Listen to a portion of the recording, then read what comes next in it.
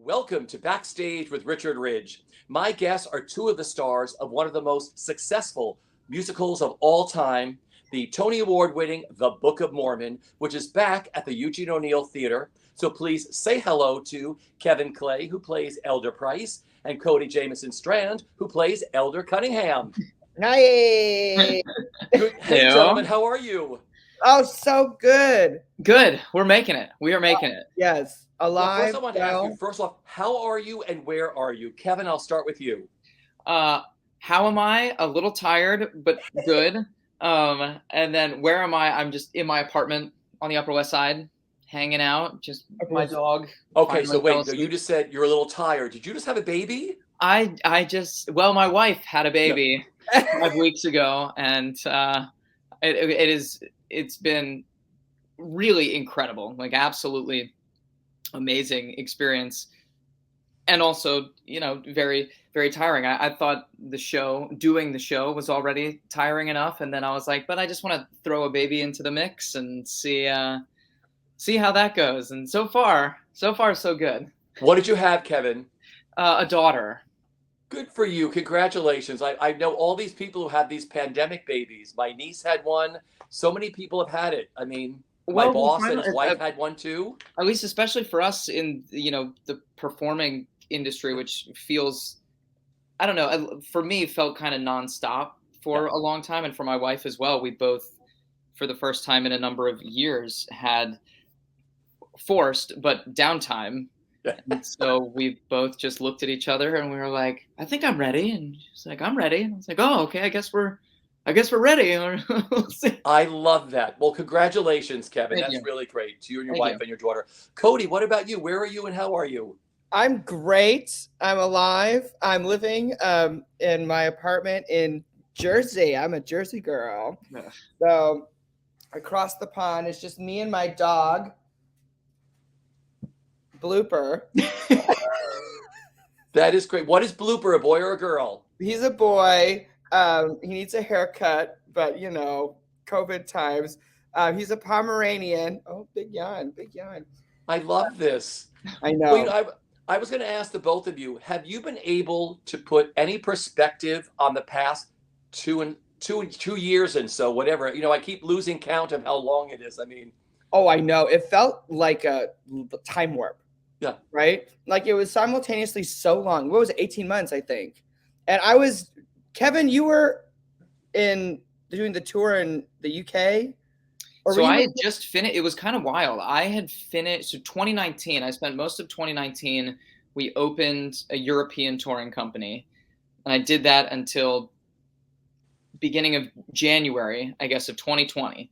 So then I was slated to come back into the Broadway show at the March 30th or something of 2020. So I think, what was it, a week and a half or maybe 2 weeks before that is when Broadway kind of packed it in. And all of a sudden I was like, okay, my little 3-month break just became a 4-month break, and then a 5-month break, and then so yeah, it was crazy. Then a 2-year break. I mean, it's crazy. A nice little 2-year break. Well, you were very busy during this, making a baby and everything else. Well, that's the thing, is that, it's weird that I think I have a bit of a unique experience with the shutdown, just because during that time I got married and had a child, and doesn't it feel the wedding was technically within all of this, which is it's crazy. So you were I had some major life events happen. Yeah. But also the primary work part of my life was completely dead. Stilted. Wow. Cody, for you, have you been able to put it into perspective? I mean, it's been nice. Not nice. Well, it's not been nice. But the slowness of it was new, because I started Mormon right out of college, and so did Kevin, and that was in 2012. And I've been doing Mormon, 8 shows a week since, and I was missing holidays, birthdays, all these family events, and then the pandemic happened, and my sister had a baby, and then big life things over there. And I was able to go home and spend a lot of time with family and get to know my niece, who's fabulous. And now she's having twins. And so I'm going to, have to work that in too. But it's been about as good as it could have been for me, but I'm really glad it's over. Yeah. Well, we all are. Well, listen, you two are back on Broadway. I mean, how exciting is that? And how do you feel? Like, Kevin, you're back. It feels really, well, it's a privilege, I think, is what I keep reminding myself, especially over the last month, where we saw that there was a bit of, not just a bit of, there was a lot of concern and scare, and some shows, had to, take breaks or take shows off or, whatever. But, so each night was kind of a reminder, every night, that we could go out there to say, oh, we're still doing this. And it is going to be work and a challenge for a while. But, the more that we were able to team up and kind of trust each other, especially as a cast and a crew, and our producers and management team really came through with all the extra testing and protocols that we were doing, and I don't know, just a level of, it's one thing that I've always loved about this company, and why I think people like Cody and I and many others have stayed with one show for years, for many, many years, is because it does feel like you are respected with everybody, which is another thing I like about going to work. I'm never worried turning up that I'm like, oh, well, I know Cody was out, doing a rager bar crawl last night, so can't trust him. I know that he's just like me. We're losers in our apartment playing video games. And yeah. Cody. I mean, going to work is fabulous because I think this is the best the show's ever been. And after, this long break time, and some people that were in the show decided not to come back. And some, we had to pull from the tour that had closed like right before it closed early because of the pandemic, I think. So some of those people got to come and make Broadway debuts. And now because of COVID coverage, we're pulling people from everywhere. And because the show's been around for over 10 years, that like we can do that, which is, another reason why we've been, knock on wood, good. Yeah, it's a testament to, just because of the unique situation that our show has been open for so long, that our bench is really deep. Yeah. That we can do that. Because that's the thing, like I really do, my heart goes out to some of the other shows that there was only so much that you could do. And so I always respected the decision to be like, okay, we need to, close up for a couple days, make sure everybody's okay, then get back on our feet. I mean, that's also just as good of a decision. Whereas we're just lucky that we've had literally hundreds and hundreds of people do the Book of Mormon that were like, hey, I know the last time you did the show was 4 years ago. You think you could brush literally we had that the other day. Delius, how long has it been? 5 years. Oh, cool. I remembered everything. It was wild. So funny. Now it's like someone else coming in like, hey, call her up, she's in Atlanta, get her over here, like it's hysterical. But that's the smart thing to do. That's the nice thing about a show like the Book of Mormon or Phantom or Wicked, some of these long running shows. Everyone's played these roles. Just go through the Rolodex saying, oh my God, you played this role. I think that's really, really wonderful. Your first performance back was what, November 4th, which was a fan-free performance, right? Yes. Yeah. All right. I'll remember that night for the rest of my life. How crazy, how magical was that night? Well, when was it? Oh, we went to see Aladdin.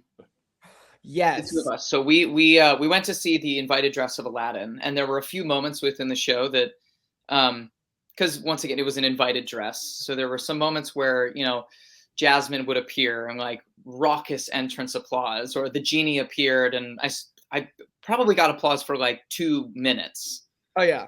When he appeared. And so, but we had this moment, we turned to each other and we went, is that going to happen for us? Is it going to be like that? So I was pretty nervous. One, I was nervous for so many reasons. I was like, can I still hack it? Everybody that has any power in the Book of Mormon is here in the audience. And then also so many fans. So I'm behind the drop getting ready to virtually have like the first moment of the show. And then as soon as, rung the doorbell, everybody's just screaming their heads off for the show being back. It was pretty unforgettable. Like I'll let myself feel a little selfish in this memory of just being like, yeah, it was really cool. It was very cool. Really cool. Cody, what was it like for you that night? Well, I mean, I never get entrance applause. And there was the one night when I did, and it was like lit. It was, selfishly again, it was like, wow, this is really cool. Because my entrance is also in the middle of the song, whatever. But not only like the entrances, but like the show, like the like the opening song, it was crazy. Karen, the stage manager's announcement at the beginning of the show will begin in 1 minute. People lost their minds, it's crazy. It was crazy. And that energy continued. Like we're still experiencing that energy of like the show will begin in 1 minute and we hear applause in the show. Yeah. Because it's so wild that, the Broadway was closed and now these people, after 2 years can come back and see live theater again.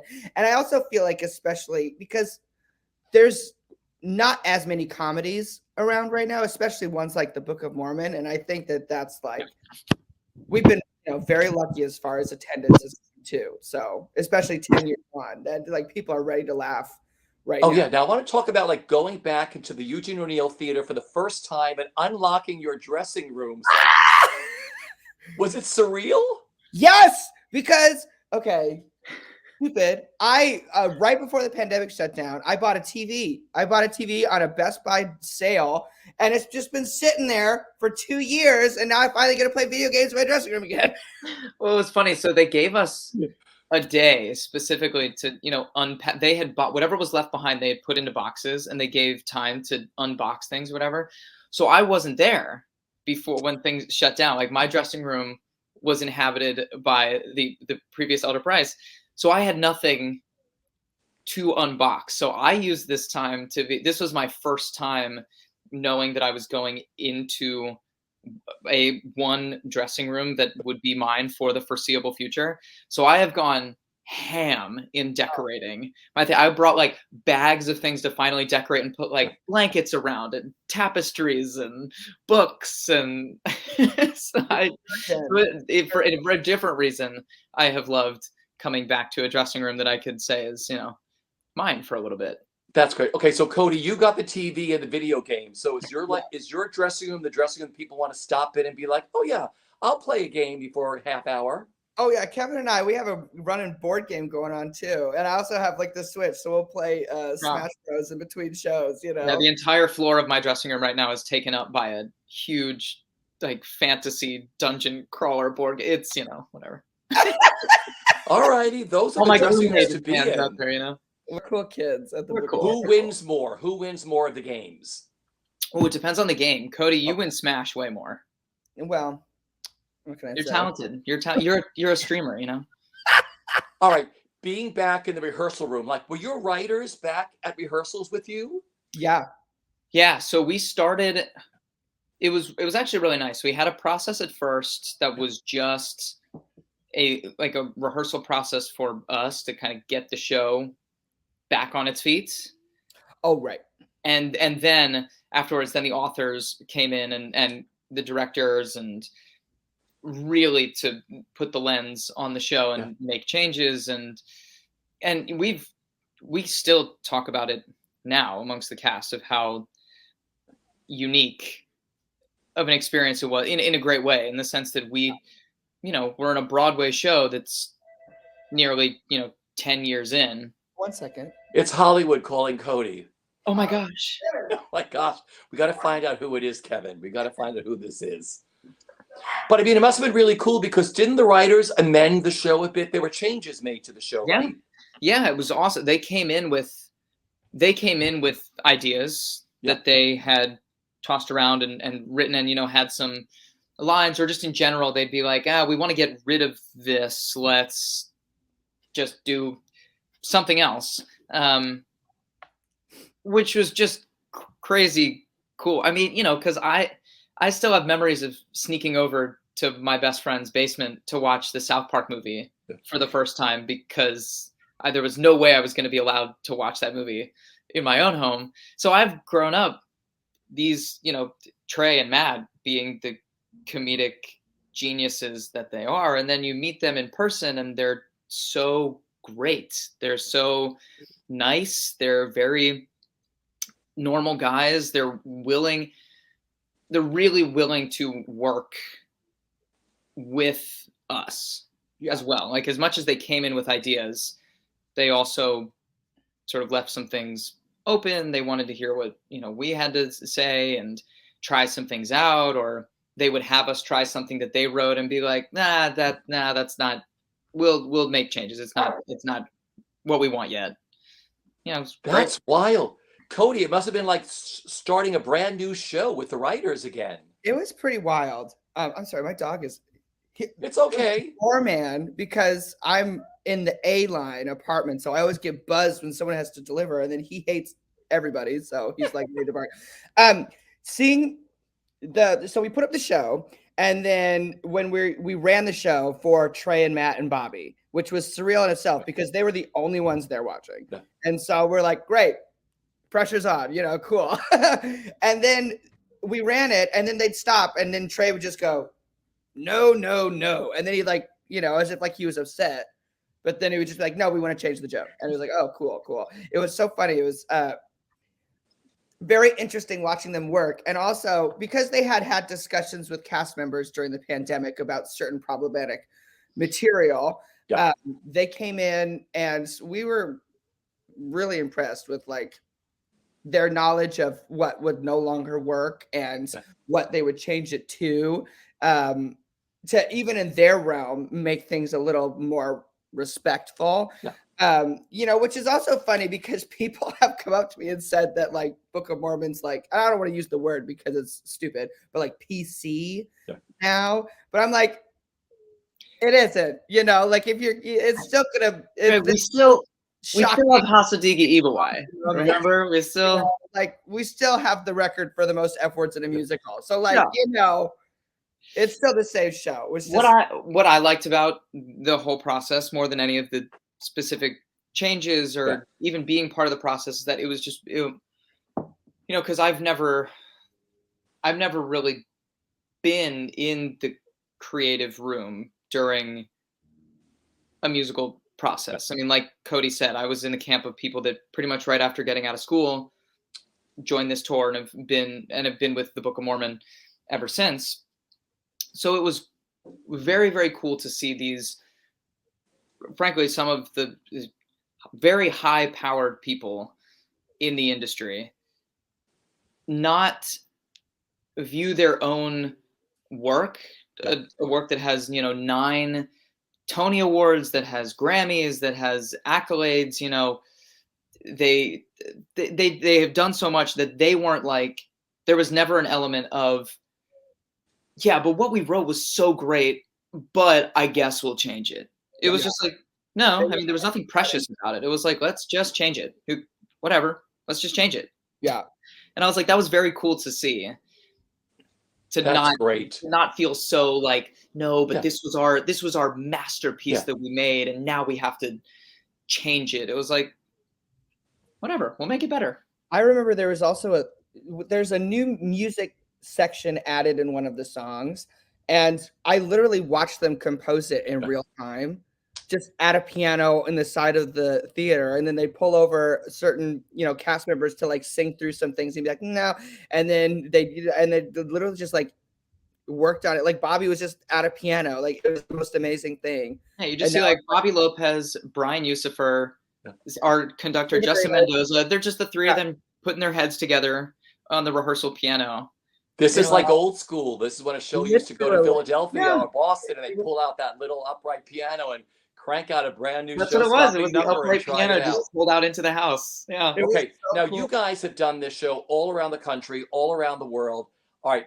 What has been the most craziest mishap that has happened to one of you during a performance? Any of you can go first. Okay. There's been a lot. Yeah, I was gonna say pretty much anything that could have happened has happened. But as far as things that I've been directly responsible for, This happened. It was my first week doing the show. And I started the show as a standby, right? And I did the standby on tour under Chris O'Neill for 6 months. Yeah. And then 6 months of me doing the standby, they're like, okay, we're shuffling things around. So Cody, we need you to go to Broadway and do the part full time. And I was like, huh? So I get there my first week. Nikki M. James, Tony winner, was still in the show. And Matt Doyle, who's now in Company, who might win a Tony this year. Matt Doyle was the Price at the time. And we're doing the bedroom scene, which is like one of the few quiet, intimate moments in the show. And there's these two little beds where we're like, you know, have the scene, and I'm singing like a lullaby to Price. And, you know, he's, you know, we're like, you can do it. Yeah, I know. We're sad, but we're going to make it, you know, like it's that kind of a vibe. And I'm supposed to join him on his bed. And I don't know what I was feeling that day, but I took a flying leap and I cracked the bed. Like it was like the bed like, and you know, the beds had been through 3 Cunninghams before me. So I was just the fat guy that broke the camel's back. So I land on the bed, it cracks. We both look at the beam that is shattered on the floor. The audience is losing their minds because it was so loud. And I can't say my lines because I'm laughing so hard. Matt Doyle looks at me and he's doing his best to keep his, and the best ad lib he can come up with is, it's okay. And that was it. And then they just carted the beds off because we couldn't get through it. Don't the beds now have steel beams running through them? Yeah, now they make the beds with metal. Yeah. Because of you, Cody, that's why. Yeah. Well, they're like, maybe we should rethink this. Kevin, for you, craziest thing that happened, mishap. There was on tour, there was a in the Hell Dream at some point, one of our guys in the ensemble, I don't even know when it would have happened, but anyway, so they're all, you know, a lot of dancing and craziness is happening in that number. And then afterwards, some of the Mormon missionary boys do a quick change out of that to be, you know, just back to look like normal Mormons as I like wake up from my dream and I'm like, what's going on? So I was in the ensemble at the time. So I was backstage. So I had exited. I didn't have to do this quick change. But I hear, obviously the scene sounds different. So I go over to the wings and one of our guys in the ensemble, something had happened. Either he like bit his own tongue or like got hit or something. So just like blood, his chin is just covered in blood.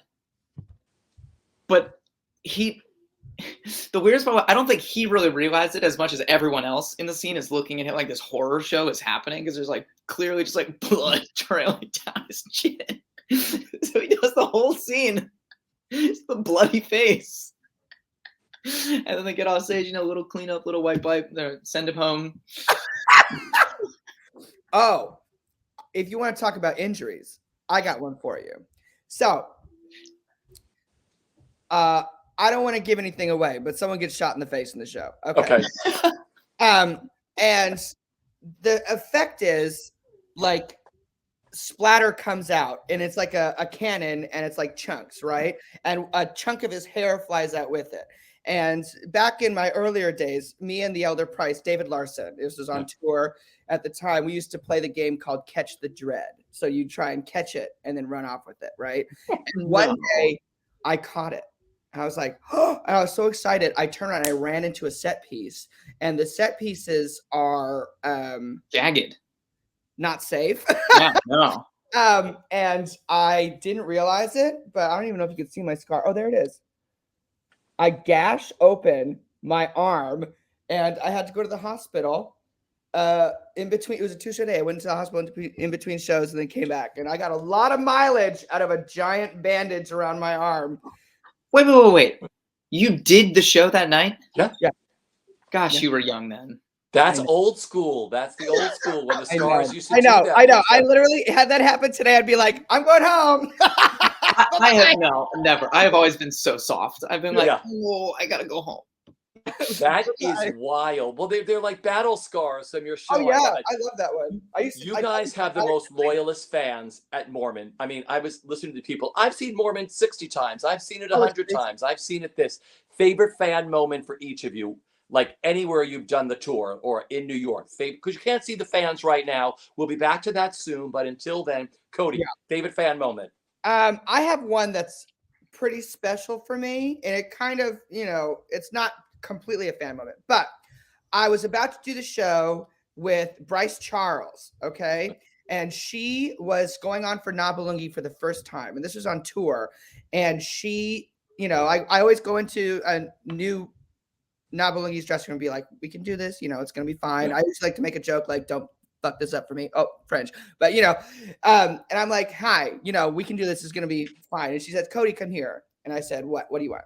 And she showed me a picture from 3 years before where she was at the stage door, and we have a photo together at the stage door. And then she's like, and now we get to do the show together. And I was like, that is the most special thing. And so that I didn't make any of my jokes because I was crying. And it was a fabulous show. That's great. Kevin, for you. So it's kind of like a combination of wild out there, and also, I don't know, I feel like a loyalty to this small group of people. So there was a woman who had seen the show a ton of times, and I chatted with her many, many times at the stage door. And one of the times she had her playbill, and she was like, instead of signing this one, could you write something incredible? And I was like, oh, okay. It's like, sure, just to write. I was like, are you going to frame it or something? And she goes, hi, this might sound crazy, and you can say no, but I was hoping to maybe have this tattooed, like in your handwriting. And I was like, you know what? Yeah, let's do it. So I like wrote it out, and then she sent me a picture, like maybe a month or two later or something, of the tattoo on her forearm. And I mean, it looked, kudos to the tattoo artist, because it looked like I took a Sharpie to her forearm, and it said something incredible. And that kind of kickstarted a little bit, like a small swath of people that I think there are now 5 or 6 different fans out there that have my handwriting from various like post-show playbill writings or signings that have my handwriting tattooed on them, which I'm like, that's pretty out there. And also I was like, I can't help feeling, once again, I'm like, that's kind of special. That's kind of, that's kind of cool. And I'm one of them. And there he is. I love that. We're just about out of time, but you guys are back on Broadway doing what you do best. I mean, how humbling, and what this means to each of you. Cody. It's the most special thing. And I think having this, break really kind of hammered that home, because I'd been doing the show for so long. I took a lot of things for granted. And now coming back, it is humbling, because you're seeing all these other shows, and I'm not saying every other show is struggling, but a lot of shows are struggling, and we, thank God, are not struggling. And it's really humbling to be part of the show, to be part of this incredible team, to have our COVID safety managers that are top tier. It's and our producers that take such good care of us. It's a very humbling experience. Yeah. Kevin, for you. It's really important for me to be back and doing what I dedicated my life to training for, as kind of sentimental as that sounds, but more important, specifically for now, I think it's a really good, as tough as this season has been and will continue to be kind of difficult to figure things out. I think, and I'm really hope, I'm going to knock on wood, but that I think we're able to be in a place where now, aside from small, closures here and there, shows needing to take a couple nights off, us pulling in everybody from the bench, and other shows building their benches more and more and more. It's that, I think we can make Broadway continue through this. And that I think the Broadway community is doing their best to get us to this place now that we can keep going. We can keep going and performing and doing the shows that we love if we're smart, if we follow the protocols and the rules, and if we're safe outside of work and during work. And for our audience members out there, we appreciate that sitting through the show masked is a huge help for us and for you as well. And but it's great to know. It's great to be part of a larger community again, to be part of the Broadway community again during a trying time. Yeah, because we're all, we're pretty tough. We're making it. We're making well, you it. That's guys what I are say to everybody. We're making superb. it. Once again, the Book of Mormon is back on Broadway at the Eugene O'Neill Theater with Kevin Clay and Cody Jamison Strand. Gentlemen, thanks for dropping by today. The fans were all excited when I told them you're coming to visit us and visit me today at BroadwayWorld. Listen, everybody, the theater is one of the safest places to be with all the incredible COVID-19 protocols. Like I said, these guys are doing the very best. The theaters are safe. Everybody stay safe. We'll see you at the theater. Gentlemen, nice to see you all. Take care, you two. Thank you. for Thank you having so us. much.